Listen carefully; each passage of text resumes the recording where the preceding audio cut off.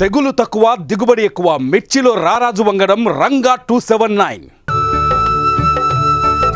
అది బీర కాకర సోర టమాటా అన్ని కీర కూడా పెడతారు. ఈ ఎండాకాలంలో కీర కూడా పెట్టి కూడా కష్టపడతారు. బుడుమ కూడా పెడతారు, అన్ని పెడతారు. ఈ వెంకటాపురం సగం చాలా మంది అందరూ కూరగాయలు పండిస్తుండ్రు.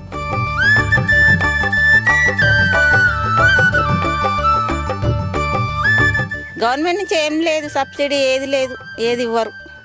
ఇక మనం దేనికి ఆశపడద్దు, 24 గంటలు కష్టపడితేనే ఈ తోటలో లాభం మనకు.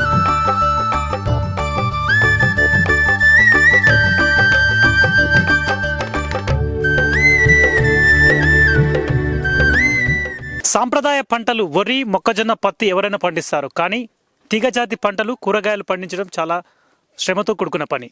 సిద్దిపేట జిల్లా నంగనూరు మండలంలోని వెంకటాపురం గ్రామం కూరగాయల సాగుకు పేరైన పేరు.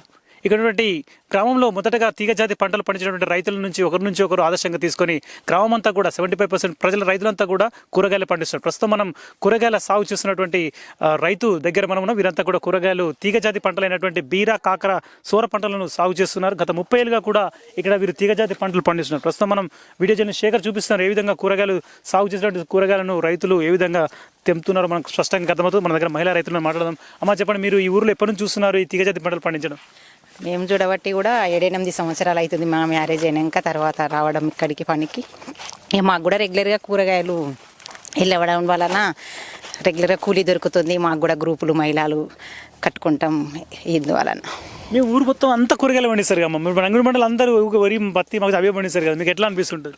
ఈ కూరగాయలతోటే మాకు మంచిగా రెగ్యులర్గా పని జరగడం, గడ్డి వీకడం అలాంటి పనులు రెగ్యులర్గా దొరుకుతాయి కాబట్టి మాకు కూరగాయలతోటే మంచిగా అనిపిస్తుంది.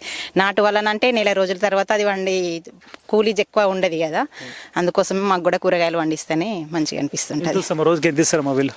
300 రూపాయల కూలి ఇస్తారు మాకు. ఇంకో మహిళా రైతు ఉంది. అమ్మ చెప్పమ్మా, మీ ఊళ్ళు మొత్తం కూడా కూరగాయలు పండిస్తుంటారు కదా, వెంకటాపురం గ్రామ రైతునికి ఎట్లా అనిపిస్తుంటుంది?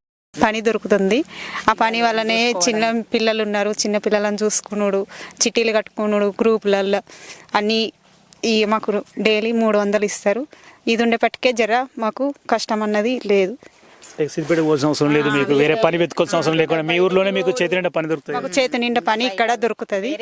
వేరే కూలికోవాలంటే కూడా పోము. ఇక్కడ రోజు ఉండేపటికే మాకు ఏ ఇబ్బంది లేదు.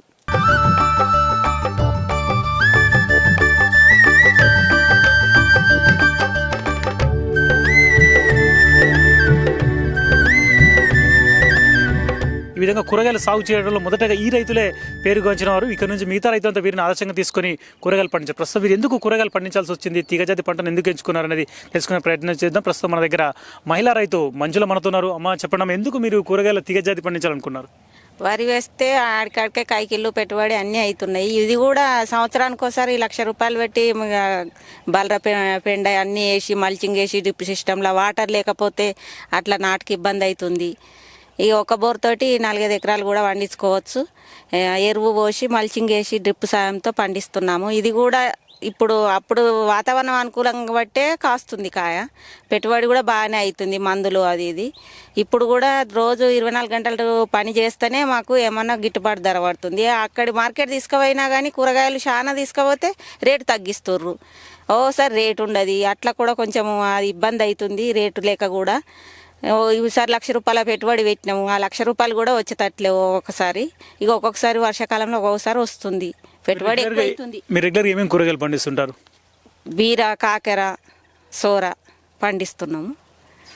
ఇక వాతావరణం అనుకూలంగానే వండుతుంది, పెట్టుబడి మాత్రం బాగానే అవుతుంది. మార్కెట్లో తీసుకుపోతే కూడా రేటు తగ్గుతుంది, అట్లా కూడా ఇబ్బంది అవుతుంది. మేము 24 గంటలు ఏది మార్కెట్ ఫంక్షన్లు ఇవన్నీ అనుకోకుండా 24 గంటలు కష్టపడితేనే ఇది కాయలు కూడా తెంపవలసి వస్తుంది. డే బై డే ఖచ్చితంగా తెంపవాలి. దొడ్డుగా అయితే కూడా అక్కడ మార్కెట్లో తీసుకోరు. ఇక అదే విధంగా ఇబ్బంది అవుతుంది. పంటలు ఎక్కడ అమ్ముతారు మీరు? కరీంనగర్ మార్కెట్ అమ్ముతున్నాం.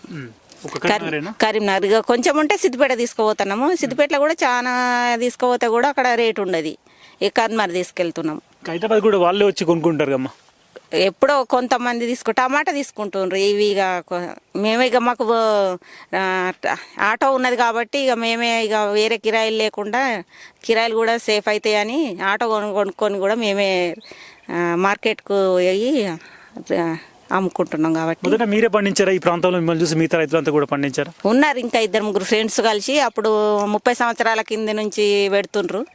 ఇక అప్పటి నుంచి పెట్టంగా ఇప్పుడు పందిరేసి పందిరి సాగుతోటి పండిస్తున్నాం తీగ జాతి.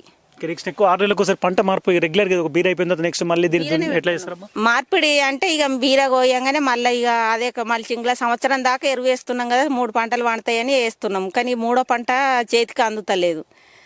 అది రేటు లేక కొంత ఈ చేను కూడా వస్తలేదు అన్నట్టు 3వ పంటకు. ఇక 2 పంటలు అయితే అట్లా వండుతాయి. మందులు కొడుతూ ఉంటే ఇక డే బై డే మందులు కొడుతూనే ఉండాలి. కొడుతుంటే ఇక చేతికి వస్తుంది. ఈసారి అయితే ఇంకా ఇక వస్తలేదు, ఇంకా మందులు కొడుతూ ఉన్నాము, అయినా చేతికి వస్తలేదు. ఇప్పుడు వెంకటాపురం గ్రామంలో మిగతా రైతులు అంతా కూడా ఇదే తీగజాతి పంటలు, కూరగాయలు, ఆకుకూరలు ఇవే పండిస్తుంటారా? ఈ వెంకటాపురం సగం చాలా మంది అందరూ కూరగాయలు పండిస్తుండ్రు. ఇక తక్కువ పండిస్తుండ్రు. మీరేమైనా పండిస్తున్నారా వరి ఇట్లా? వరి లేదు, మాది మొత్తం తీగ జాతి. మొత్తం ఎన్ని ఎకరాలు పండిస్తున్నారు? 4 ఎకరాలు పండిస్తాం తీగ జాతి. ఇక ఎక్కడికి ఫంక్షన్లు ఏది లేదు, 24 గంటలు డే బై డే బైకాన్నే ఉండాలి. బావి దగ్గర ఉండి చేస్తేనే కష్టం చేస్తేనే పండుతుంది ఏది. కానీ మనం ఇది ఇన్నే ఉండని కానీ సిద్దిపేట ఫంక్షన్లకు అటు ఇటు పోతే మాత్రం కాయలు చేతికి రావు. ఇక కాయను చూసుకుంటా, తోటను చూసుకుంటా, తెంపుతేనే చేను చూసుకుంటా, మందు కొట్టుకుంటుంటేనే మన చేతికి వస్తుంది. రోజుకి ఎంత మంది మీ దగ్గర పని చేస్తుంటారు? 4-5 చేస్తారు. 2 జంట వచ్చారు. 4-5 నాతో 6 మంది దాకా చేస్తాం కూలళ్ళము.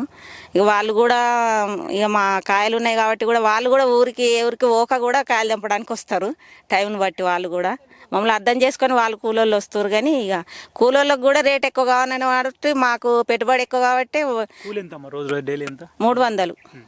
ఇక 300కి ఎక్కువ మనం అంటారు. ఇప్పుడు మాకు మందులు ఇవన్నీ పెట్టే వరకు కూడా మాకు ఆడికాడికి అవుతుంది. ఒక్కొక్కసారి పెట్టుబడి మందం ఆడికి అవుతుంది. చేస్తుంటారు మా సారే మందు కొట్టుడు అన్ని చేసుకున్నట్లనే కొంచెం లాభం వస్తుంది.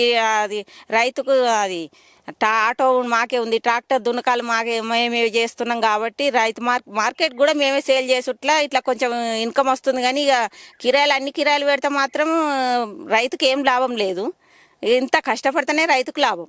వెంకటాపురం గ్రామంలో మొత్తం రైతులందరూ కూడా ఇదే రకమైనటువంటి పంటలు పండిస్తారా? ఇంకా పండ్లు బాగా కష్టపడతారు. ఈ వెంకటాపురం అందరూ లేడీస్ జెంట్స్ అందరు కష్టపడి పైకి వస్తుండ్రు. ఎక్కువ ఏమేమి పంటలు పండిస్తారు?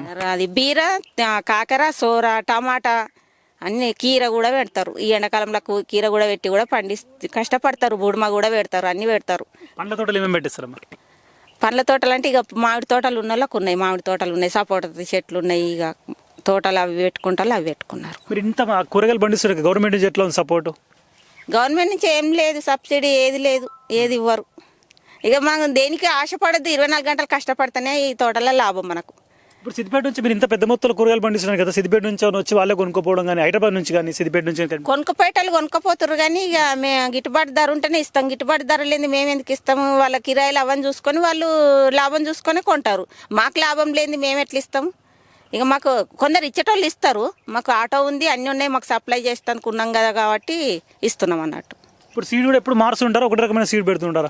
ఈసారి 5-6 సంవత్సరాల నుంచి ఒకటే సీడు పెడుతుంది.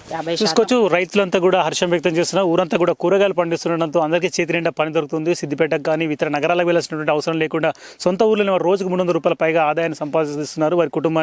వారు కుటుంబాన్ని నడుపుకుంటూ మరొక వైపు ఉపాధి చేతి నిండా పని దొరుకుతుండడంతో ఊర్లో ఉన్నటువంటి రైతు కూలీలంతా కూడా హర్షాన్ని వ్యక్తం చేస్తున్నారు. మరోవైపు రైతులంతా కూడా తీగజాతి పంటలు పండిస్తున్నారు. ప్రస్తుతం మనం చూసుకోవచ్చు, మన వీడియో జర్నలిస్ట్ శేఖర్ చూపిస్తున్నారు. రైతులంతా కూడా ఏ విధమైనటువంటి తీగజాతి పంట పండిస్తున్నారు మనకు స్పష్టంగా అర్థమవుతుంది. మొత్తం కూడా వీరంతా కూడా ఫెన్సింగ్ ఏర్పాటు చేసి ఈ యొక్క తీగజాతి పంటలను పండిస్తున్నారు. వెంకటాపురం గ్రామం రాగానే మనకు తీగజాతి పంటలు కనిపిస్తాయి.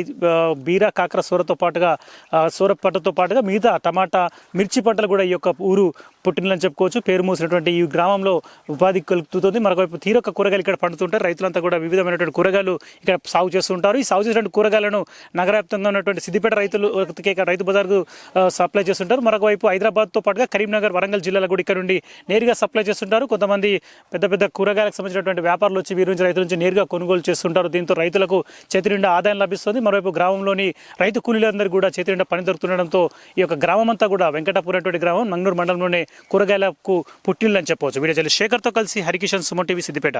మీ బిజినెస్ ఏదైనా మీ ఊర్లో ప్రమోషన్ చేయాలంటే అది సుమన్ టీవీతోనే సాధ్యం. ఇప్పుడే సంప్రదించండి.